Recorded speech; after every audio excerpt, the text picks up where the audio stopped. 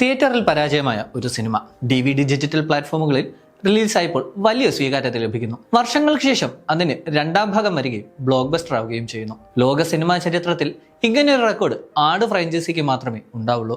9 വർഷത്തിന് ശേഷം പാപ്പനും കൂട്ടരും വീണ്ടും എത്തുമ്പോൾ ഹൈപ്പ് വാനോളമാണ്. രണ്ടാം ഭാഗത്തിൽ കമ്മട്ടവും കപ്പും പോയി ഒരു ബാഗ് നിറയെ ഡോളറും കിട്ടിയ പാപ്പൻ മൂന്നാം ഭാഗത്തിൽ എത്തുമ്പോഴും ഗതി പിടിക്കുന്നില്ലെന്ന് കാണിച്ചുകൊണ്ടാണ് സിനിമ തുടങ്ങുന്നത്.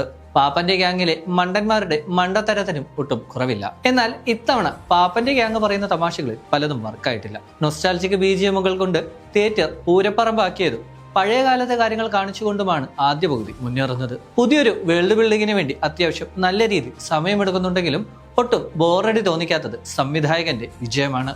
രണ്ടാം പകുതി തുടങ്ങുന്നത് തന്നെ തിയേറ്ററിനെ ഇളക്കി മറിച്ചുകൊണ്ടുള്ള ഡ്യൂഡിന്റെ വരവിലൂടെയാണ്. പിന്നീട് ആഡ് ഫ്രാഞ്ചൈസിയുടെ സ്ഥിരം രീതിയായ എല്ലാ കഥാപാത്രങ്ങളും തമ്മിലുള്ള ക്രോസ് ഓവറും ഖയോസും എല്ലാമായി നല്ല രീതിയിൽ മുന്നോട്ട് പോകുന്നുണ്ട്. വളരെ ഹൈ ആയിട്ടുള്ള മൊമെന്റിൽ അടുത്തതെന്തെന്ന് ചിന്തിക്കുന്നിടത്ത് മൂന്നാം ഭാഗം അവസാനിക്കുകയാണ്.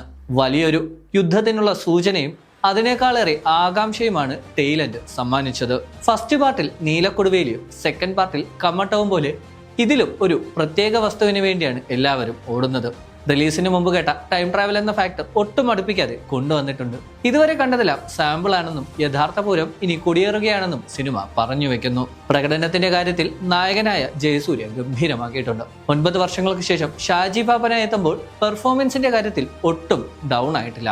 ഗതി പിടിക്കാത്ത അവസ്ഥയിലും പാപ്പന്റെ പഞ്ച് ഡയലോഗുകളും ചില തമാശകളും തിയേറ്ററിനെ പൂരപ്പറമ്പാക്കുന്നുണ്ട്. പണിക്കരെ കാണാൻ പോകുന്ന സീൻ ആദ്യ അവസാനം കൗണ്ടറുകളുടെ പെരുമഴയായിരുന്നു. എന്നാൽ ഷാജി പാപ്പനേക്കാൾ തകർത്തു വാരിയത് വിനായകന്റെ ഡ്യൂഡ് അഥവാ അസ്ലം ഖാനും ഇന്ദ്രൻസിന്റെ ശശി ആശാൻ അഥവാ കേളുനായരുമാണ്. അധികം കോമഡികളൊന്നുമില്ലെങ്കിലും ഡ്യൂഡ് എന്ന കഥാപാത്രത്തിന് കേരളത്തിലുള്ള ഫാൻ ബേസ് അതിഭീകരമാണ്. ക്ലൈമാക്സിനോടടിക്കുമ്പോൾ സ്ക്രീനിന് തീ പിടിക്കുന്ന തരത്തിൽ മാസ് റീ എൻട്രിയാണ് ഡ്യൂഡ് നടത്തുന്നത്. ഹൈറേഞ്ചിലെ വിപ്ലവ സിംഹമായ ശശി ആശാൻ ഇത്തവണയും നിരാശപ്പെടുത്തിയില്ല. ചെഗുവേരയുടെ ഗെറ്റപ്പിൽ ഇന്ദ്രൻസിന്റെ എൻട്രി കയ്യടികൾ നേടി. സണ്ണി വെയിനിന്റെ സാത്താൻ സേവ്യർ, വിജയ് ബാബുവിന്റെ സർബത്ത് ഷമീർ, സൈജു കുറുപ്പിന്റെ അറക്കലബ് എന്നിവരെല്ലാം അവരാൽ കഴിയും വിധം സിനിമ ഗംഭീരമാക്കിയിട്ടുണ്ട്.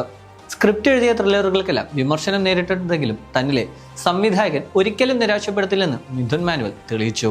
2 വ്യത്യസ്ത കാലഘട്ടത്തിലെ കഥ പറച്ചിലും മേക്കിങ്ങിൽ ഒരിടത്ത് പോലും ഗ്രാഫ് താഴ്ന്നിട്ടില്ല.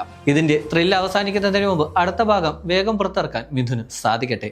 നൊസ്റ്റാൾജിക് ഫാക്ടർ വർക്ക് ചെയ്യിച്ച പഴയ ഐക്കോണിക് BGM ഒഴിച്ചു നിർത്തിയാൽ മറ്റു BGM ഒന്നും വർക്കായിട്ടില്ല. പഴയ കാലഘട്ടത്തിലെ BGMകൾ ഒന്നും ഒരു ഇമ്പാക്റ്റും ഉണ്ടാക്കിയിട്ടില്ലെന്ന് തന്നെ എടുത്തു പറയണം. ഷാൻ റഹ്മാന് പകരം ഡോൺ വിൻസെന്റിനെ കൊണ്ടുവന്നിട്ടും രക്ഷയില്ലാതെ പോയി. അഖിൽ ജോർജിന്റെ ഛായാഗ്രഹണവും ലിജോ പോളിന്റെ എഡിറ്റിംഗും സിനിമയെ താങ്ങി നിർത്തുന്നുണ്ട്. മൊത്തത്തിൽ പാക്ഡ് ആയിട്ടുള്ള തിയേറ്ററിൽ എൻജോയ് ചെയ്ത് കാണാൻ സാധിക്കുന്ന പക്ക എന്റർടൈനർ തന്നെയാണ് ആട് 3 വൺ ലാസ്റ്റ് റൈഡ് പാർട്ട് 1.